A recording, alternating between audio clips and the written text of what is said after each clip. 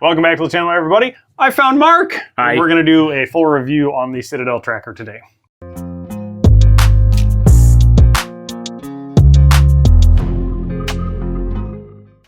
All right, so we've put probably close to a little over 1,000 rounds through this thing so We've far. definitely done over 1,000 rounds. We haven't had this thing for like a year, so Yeah, fair enough. we're probably like 1,400-1,500 rounds in. It's been abused, but we've had some little hiccups along the way. But overall, it's a great rifle. It's an 18-inch long barrel. It's about 36 inches overall length. Like I said before, this thing is chambered in 22 long rifle. Fiber optic sights in the rear. You have green in the back, red in the front. It is a hooded front sight. Touching on the sights real quick, as we did mention, they're green fiber optic in the back, red fiber optic in the front. The rear is adjustable, so you can do up, down, left, or right. You can see there's a little dial here, and then a little dial on the side. Everything in the sights on it is plastic, which isn't bad. I mean, No. They held accuracy well.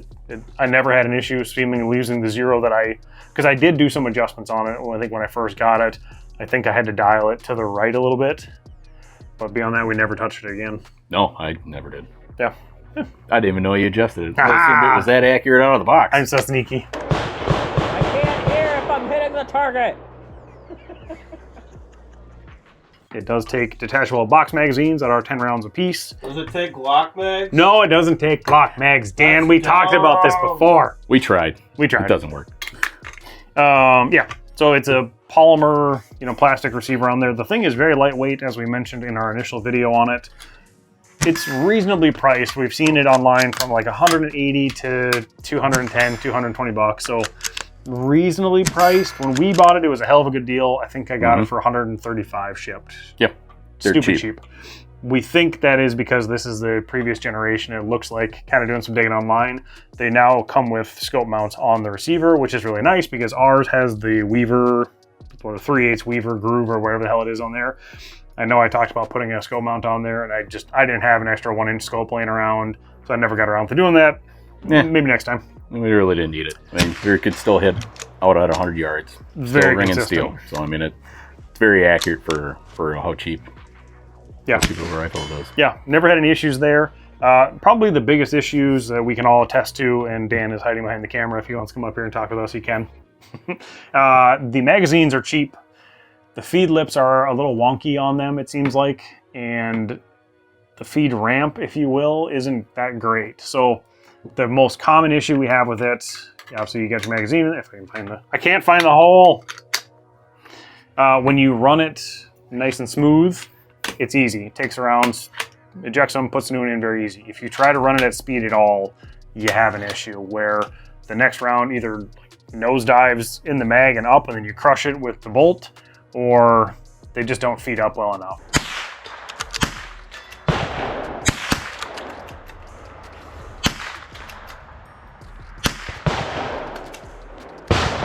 Yeah, it runs so confident with these things, like, no idea. I brought the cannon out for today's range event, everybody. My biggest complaint about it is, while it's a blast to shoot, it's reasonably priced, especially if you get the older ones that were on sale. It's fun to shoot, it's a good time, just the magazines aren't super consistent. Right. Yep. You can. I did want to add, it also looks like the extractor on the bolt looks like it's riding on one of the feed lips on the mag a little bit. It's kind of getting a little chonkered up, but might have something to do with some of the malfunctions we've had on it. But Very it's well. one thing I noticed. So yeah, But, it's consistent on both.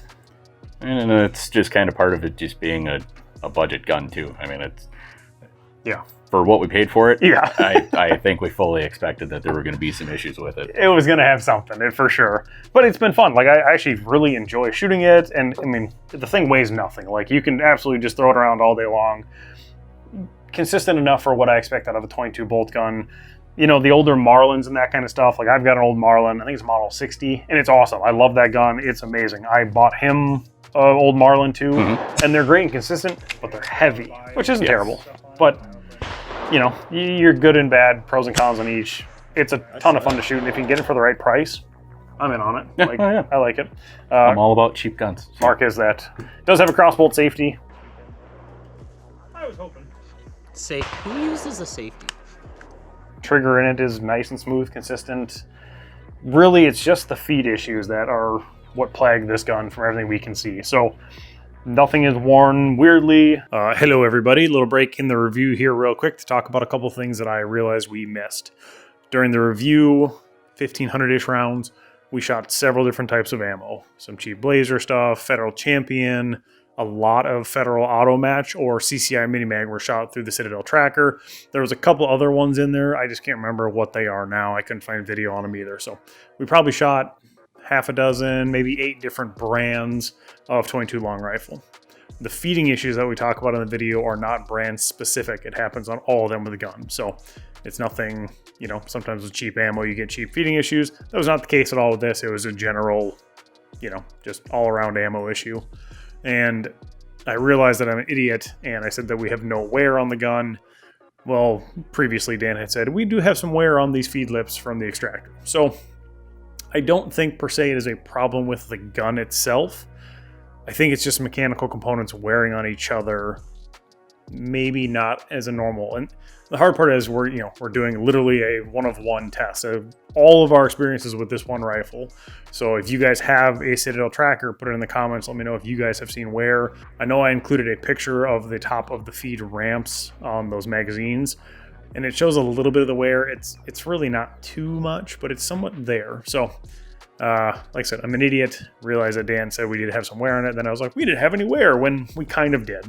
Don't think it's an issue. The gun doesn't seem to have any problems beyond that occasional you run too fast and you jack up around. So yeah, I think that's everything that I forgot. Back to the review. I'll put up a couple of pictures of targets. I reshot our groupings at 25 and 50 using my backpack for support. It has held groupings just fine, so it's maintained the accuracy and the consistency in the barrel. Yeah, I mean, honestly, if anyone else has shot one of these or has one, I'd be curious to know if you've had the same kind of feed issues on it as well, too. Yeah, absolutely. I just want to know if it's just us, which did we get a good one or not? It can be. But. You're lip-resting it. Yeah, Quiet, peanut gallery. 22. Yeah. Overall, I enjoy it. It's fun. Yeah, for just going out and doing just some basic target shooting. Yeah. Why not? It's good for a little malfunction clearing here and there, a little practice of things that don't go right, because things don't always go right when you're shooting. So it's something that will stick around. Maybe at some point I will put an optic on it just for shits and giggles, like find some cheap Bushnell or something that's like $100 or less and slap it on there. It would be fun to try at distance. It's 22, so we know that it's not, with the right load, you can get a good hot load So with the right loading on there, you could shoot decent with it, and I'd like to try that at 200 yards or something and just see. But yeah, overall, I like it. Yeah, reasonably priced if you can get it, especially on sale. And like I said, maybe it went on sale because they were phasing out this style receiver to now have just the scope mounts, which would be really nice. Oh well, maybe on the next one. But yeah, any final thoughts? Nope. Peanut Gallery, final thoughts? Should take 1911 mags. God damn it. Grandpa Fudd's wandering around in the background. I'm so sorry, everybody. Where's the whiskey? I drank it all. I have problems. My crew is. But yeah, once again, it was fun. We enjoyed it so much. 1,500-ish rounds in. It's been really good, besides the feed issues, which is nothing more than a minor inconvenience. No performance failures of the gun itself, really. Yeah, I can't say I cleaned it. I didn't clean it. I don't clean them. It's all part of the testing. Let's see if we can get it dirty and what it does. And it is what it is. Yeah. 2 thumbs up from us. 4 thumbs if Mark wants to put his up there. Oh, and Peanut Gallery's in on it too. All right. Yeah, thanks so much for watching. Like, share, subscribe. We'll see you on the next video. Bye.